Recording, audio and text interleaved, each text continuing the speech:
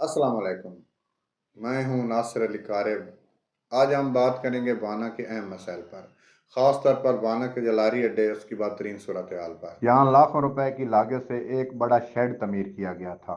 जो टूट फूट का शिकार हो गया उसमें रक्शे और उसके साथ जो वैगनें वो खड़ी कर दी गई, उस स्टैंड में तब्दील कर दिया गया है। दूसरी जानिब अगर बात करूँ वाशरूम की, तो वाशरूम वहाँ पर गैर फ़ाल हैं, सहूलियात का फुकदान है, वो बंद पड़े हैं। शहरियों को मुश्किलात का सामना है क्योंकि लारी अड्डे पर ना पीने का साफ पानी मौजूद है कि लोग पी सकें, और ना ही कोई बैठने के लिए जगह है। अलावा जी मुसाफिरों ने यह भी शिकायत की है कि यहाँ पर जो किरायों की मद में वसूली है वो ज़्यादा कर रहे हैं। यहाँ पर ना किरायानामा वज़ा किया गया है, इंतज़ामिया की इस तरफ कोई तवज्जो नहीं करूँगा।